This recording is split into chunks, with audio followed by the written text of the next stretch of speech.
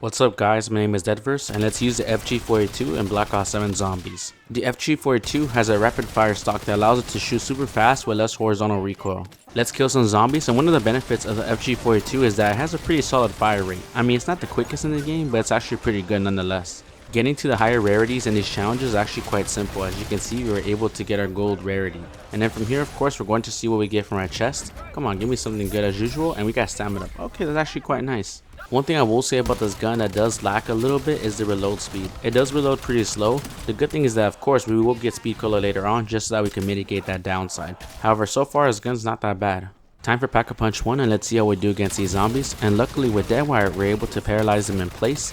And then with the FG-42's massive headshot and also body shot damage, I would argue that this is actually one of the best weapons in the game, honestly, by far. So many power-ups we've gotten, that's actually pretty good. This weapon came as a surprise to many of us. Honestly, I wasn't expecting this gun to come back at all. The last time we saw it in a Treyarch Zombies game was actually Call of Duty World at War. I mean, that's pretty nuts. And for it to come into this game, I mean, it takes place like in 2035, and it's just like such an old gun, and for it to be modernized, it's like, oh wow, that's actually pretty crazy. I mean, for one, we have the PPSH and Kuakujo, and of course on this map we have the MP40, so I feel like it's cool to see them bring back more World War II weapons.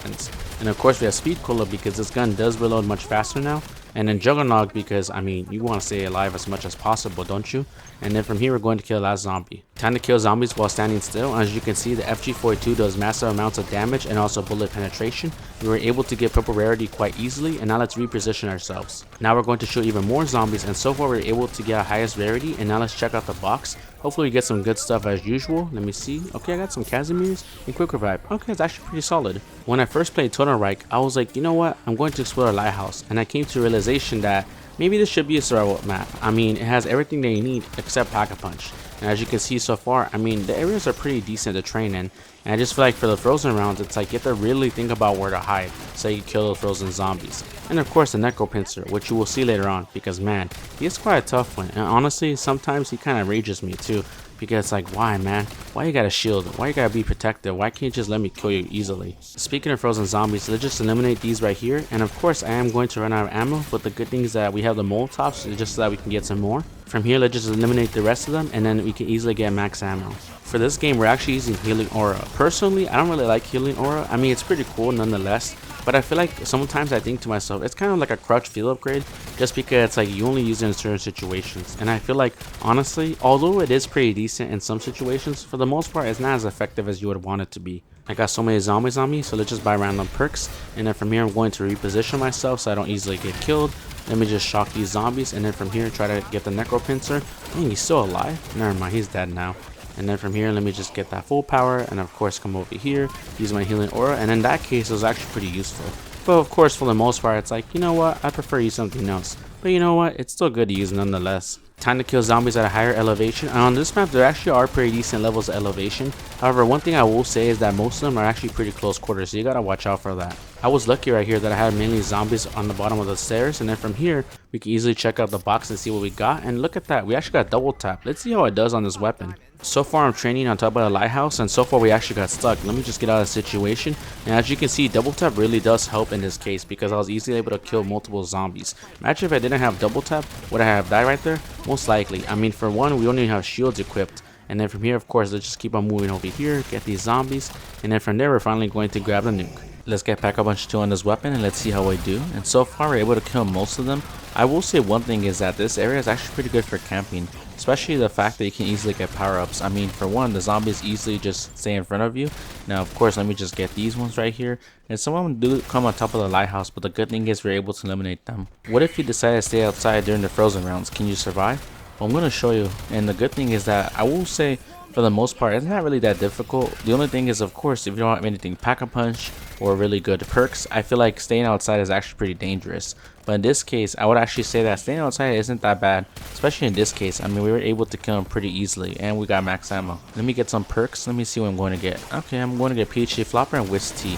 Now I am stuck, but the good thing is that Whisk T activated as well as Deadwire, and then from here we got max armor. And like I said, I feel like perks on this map are actually pretty useful, especially with Healing Aura and also some other things that I need to do.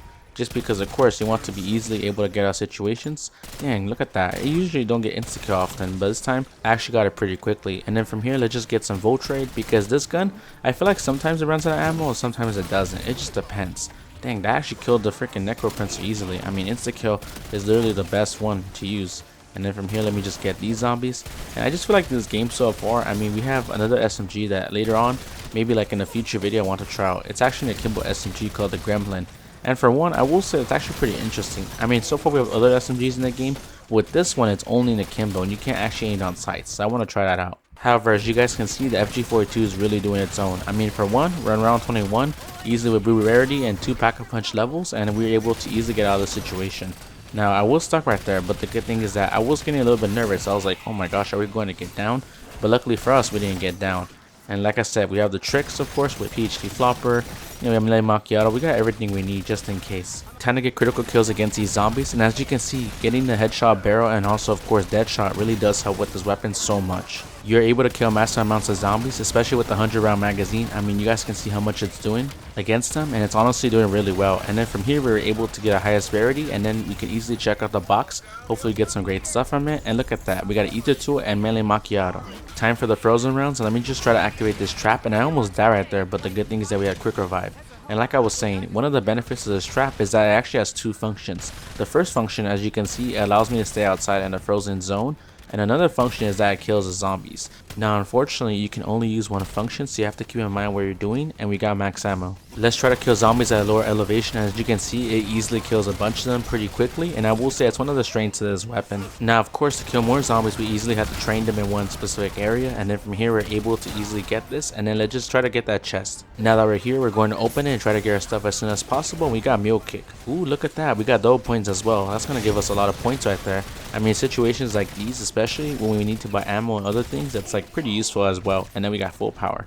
Now we're on the roof of Eidskallen Lighthouse, and then from here we're going to see how insta-kill does. Now this area is actually pretty compact, and I will say that a lot of zombies spawn in from multiple areas, so it's like pretty useful, but at the same time not. Now of course, if I did have the Yoda Star Wonder Weapon, this wouldn't be a problem, but you know, we're not using it because, well, the FG-42 is our main focus.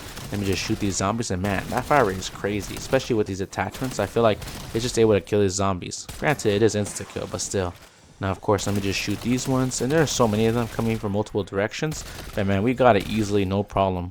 One of the best features of Black Ops 7 Zombies is the survival maps. A lot of people would say, oh, what's the point of them? I mean, you could just play the base map.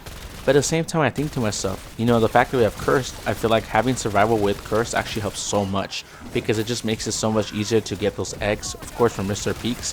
But honestly, overall, it's pretty chill. I mean, for one, you don't have to do so many things at once, and for two, it's like, what if you have a bunch of friends?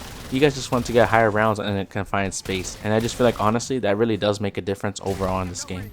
How does Pack-a-Punch 3 change his weapon? Well, let's find out. And so far, I mean, you guys can see for yourselves. Easily able to take down the zombies, no problem. One thing I will say though is that it is pretty cool that, of course, the zombies just come in front of you. There are a few that can jump from the back, but I just feel like so far, I mean, most of them are just from the front, which is pretty cool nonetheless. Now, of course, one thing we do gotta keep in mind is that we are in close quarters, and this weapon does really well at that. Now, of course, we got full power, which is going to be pretty useful just in case, because, of course, healing aura, I mean, sometimes it saves you, sometimes it doesn't. But in this case, as you guys can see, man, these zombies are just really getting down pretty easily. And then from there, I got the nuke. Let's go.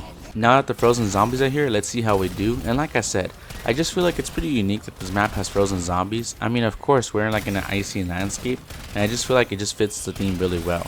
And I just love the fact that the frozen zombies make it so you have to move constantly, or else if you're within their sight, they can easily make you slow down. And I feel like at first it's like, it's quite annoying, but at the same time it's like, they don't come as often, and I feel like in this case it's like, okay, pretty good. If you guys don't know, Treyarch and Activision are actually releasing a Call of Duty Zombies the Art of Treyarch, which is basically an art book that has the history of zombies, including from World at War all the way to Black Ops 6, I believe, or Black Ops 7. And it's actually pretty cool because it has so many things. First of all, it has never before seen concept art from across the zombie series. So like, for example, anything that's gone into multiple development cycles, I feel like it's going to show you guys, okay, what is the thought process of Treyarch making these maps and also these enemies. And I just feel like it's going to be pretty cool. It's also going to showcase behind the scene interviews with Treyarch developers, so we get to think about, oh, what is it that they're trying to think about whenever they're making these maps, and also how the environment is going to play out. I mean, it's actually going to be pretty cool because it makes us think, what were the changes that went on during the concept stages, because of course sometimes whenever you're making zombies content, one thing you gotta keep in mind is that you want it to be fun but also engaging, and you also want it to be like you feel immersed into the environment. And I feel like this art book is going to showcase what were they really thinking about whenever they were making these maps, and also the way that things were playing out. This art book is going to feature maps, wonder weapons, enemies, characters, and other iconic elements throughout the zombies history. And I just feel like it's going to be pretty cool. It's like, are we going to see the cut Paris map? Are we going to see concept art from other games? And I just feel like we are going to see that, and it's like pretty cool. I mean, it's going to be releasing in August of this year, and I just feel like, you know what, I should pre-order it. I mean, I'm pretty sure you guys should too.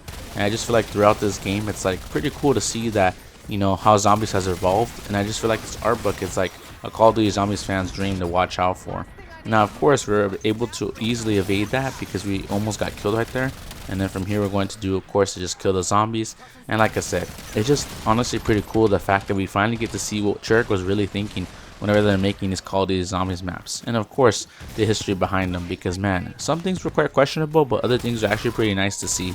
If you buy the physical edition of this book, one of the great things about it is that you'll get an in-game calling card and also a sticker. And I just feel like that's actually pretty cool, because it's like, okay, I feel like I'm getting rewarded for watching and also playing zombies content. And it's like, it's just going to have so much in it. I mean, I think it has like over 300 pages, which is like amazing. And I just feel like overall it's like something that hopefully in the future, if you guys want me to, I should feature on the channel and explain more about it in detail.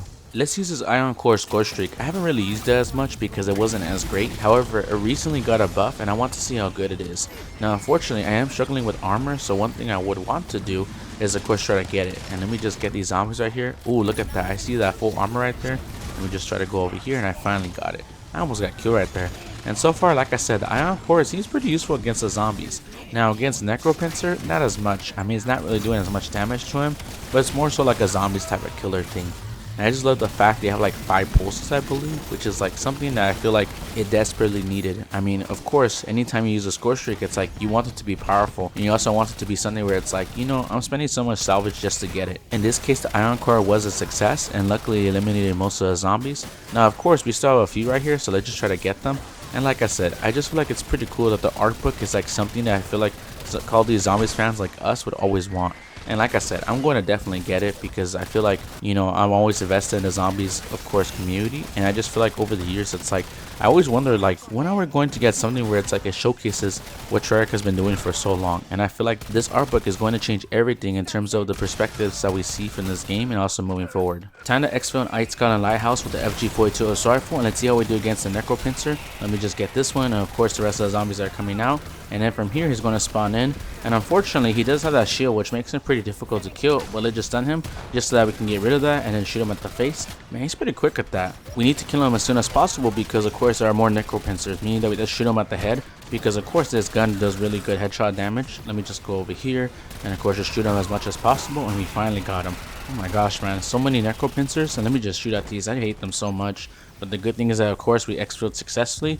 And then from here, of course, I can show you guys something special. This is the best class setup for the FG-42 assault rifle. For the muzzle, we're going to use the Debase 8mm suppressor so we can get extra salvage. For the barrel, we're going to use a 16-inch Bandolier barrel to get higher headshot damage. For the underbarrel, we're going to use a retainer handguard to get better movement speeds while aiming. For the magazine, we're going to use a Debase extended mag so we can get 50 rounds. For the rear grip, we're going to use the Acquit grip so that we can get better aim down sight speed. For the stock, we're going to use the MFS Ambilateral stock, which allows for an increase in fire rate and also better horizontal recoil control. For the laser, we're going to use the 5MW Lockstep laser so we can get better hipfire to ADS accuracy. For the fire mods, we're going to use the 8x57mm FMJ so we can get better penetration damage. This has been a full breakdown of the FG-42 assault rifle and Call of Duty Black Ops 7 Zombies. If you enjoyed this video, give it a like and subscribe, and we will see you on the next video.